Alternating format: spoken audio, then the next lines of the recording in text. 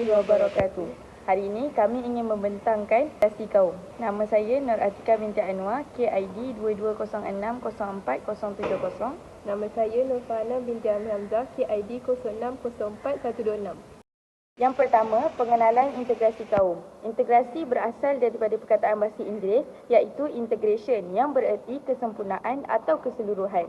Menurut Kamus Dewan Bahasa edisi keempat pula, integrasi bermaksud gabungan atau gabungan dua atau beberapa kaum menjadi satu kesatuan.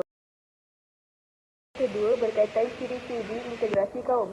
Yang pertama, melibatkan pertembungan dua atau lebih masyarakat dan budaya.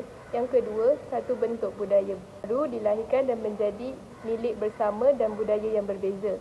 Yang ketiga, dalam budaya baru yang dibentuk, hilangnya identiti masyarakat dan perbezaan kebudayaan. Yang keempat, integrasi nasional boleh berlaku dalam sektor ekonomi, parti politik dan negara. Dalam integrasi kaum, terdapat tiga elemen penting iaitu ekonomi, budaya dan keselamatan. Ekonomi, memberi peluang kepada setiap golongan etnik untuk menceburi bidang ekonomi tanpa sebarang halangan. Menghapuskan penguasaan satu ekonomi untuk satu kaum sahaja. Memastikan kaum lain boleh memegang ekonomi dengan meningkatkan penguasaan kaum Melayu, India dalam bidang ekonomi. Yang seterusnya, menjamin ekonomi negara dalam pelaburan. Yang kedua, berkaitan kepentingan budaya. Yang pertama, mewujudkan kefahaman tentang budaya yang berbeza dalam kalangan rakyat masyarakat yang berbilang etnik. Yang kedua, merapatkan jurang perbezaan antara kaum dan seterusnya mengeratkan lagi hubungan dan kesejahteraan hidup bersama dalam kalangan masyarakat majmuk.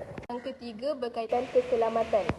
Pertama, mengelakkan berlakunya perkara yang tidak diingini seperti rusuhan kaum pada 13 Mei 1969 antara kaum Melayu dan Cina.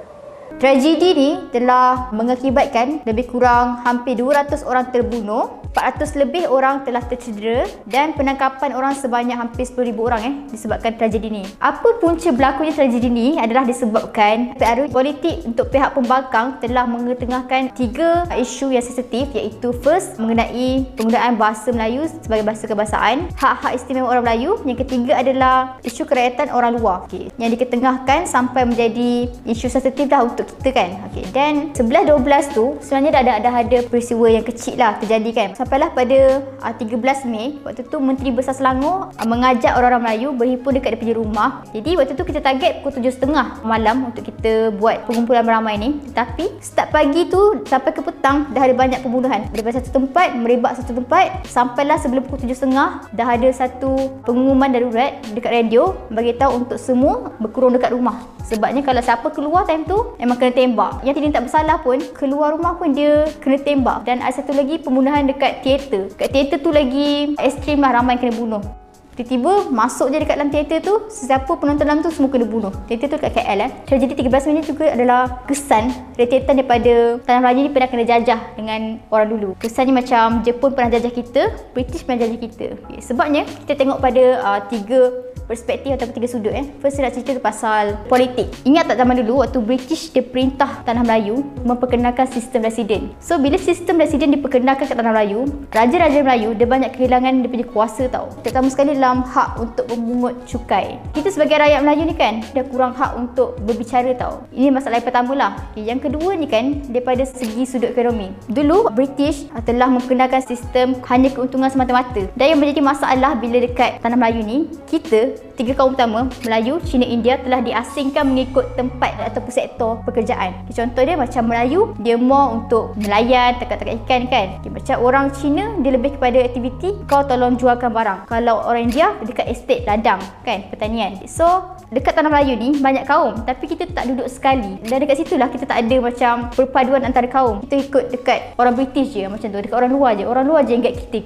Kita tak pernah nak macam ada kuasa untuk berjumpa satu sama lain macam tu. Dan akhir sekali daripada sudut sosial which is kaum Cina dia banyak tak puas hati dengan orang Melayu sebabnya orang Melayu ni selalu mendapat hak atau pelayanan lebih istimewa daripada British. Sebelum laporan Razak dikemukakan, sistem pembelajaran ataupun pendidikan dekat Tanah Melayu ni dia based on ikut negara masing-masing. Contoh orang Cina dia punya silibus pendidikan ni daripada negara Cina. Orang India silibus daripada negeri India. Ke Melayu macam tu. Tak ada zaman sekarang. So bila ada zaman sekarang kita dah ada bahasa Melayu wajib ambil. Sekarang kita orang Melayu boleh boleh ambil bahasa Cina, bahasa India kan. So dekat situlah kita nak cipta perpaduan ni. Tragedi 13 Sembilan adalah kemuncak untuk masalah perpaduan kaum yang berlaku dekat Malaysia ni. So adalah sangat penting untuk kita yang pelbagai bangsa ni untuk saling hormat antara satu lain dan saling sebulat suara. Sebabnya kalau kita berpecah lagi, kemungkinan untuk orang luar masuk campur dekat kita punya negara sangat tinggi. Jangan sampai disebabkan masalah kecil kita punya negara tergadai. Padahal kita ni mampu untuk bersatu padu untuk memajukan negara kita.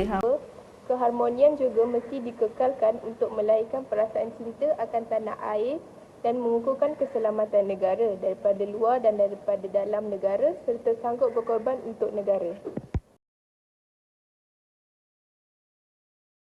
Selanjutnya kita bergerak sila kepada cabaran mengekalkan integrasi kaum.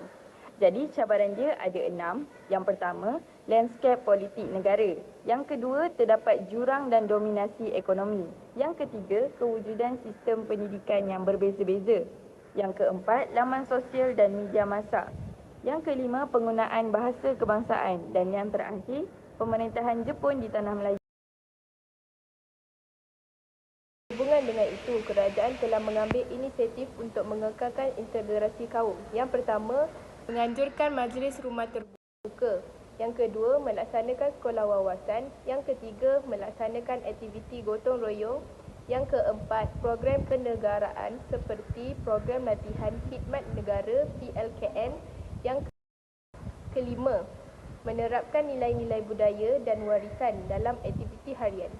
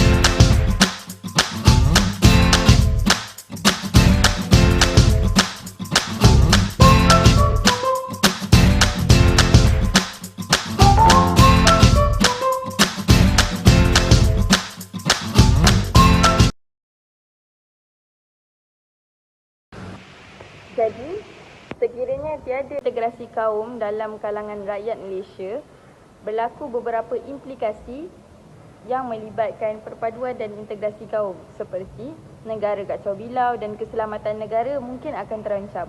Yang kedua, peningkatan kadar jenayah semakin bertambah. Yang ketiga, sikap prasangka antara kaum sehingga boleh menimbulkan pergaduhan yang besar. Yang keempat, ekonomi negara juga merosot dan pembangunan negara juga akan terbantut. Kesimpulan daripada perbincangan kami hari ini ialah perpaduan dan integrasi kaum adalah cabaran yang besar, akan menentukan keharmonian sosial, kestabilan politik dan pertumbuhan ekonomi. Untuk berjaya, terdapat juga jurang antara kaya dengan miskin, pemimpin dengan dipimpin dan pembangunan antara wilayah. Sekali, pelbagai usaha yang telah diambil bagi mengukuhkan lagi hubungan etnik, perpaduan dan integrasi kaum perlu disahut oleh setiap lapisan masyarakat. Sekian daripada pembincangan kami hari ini. Wabillahi taufiq wal hidayah. Wassalamualaikum warahmatullahi wabarakatuh.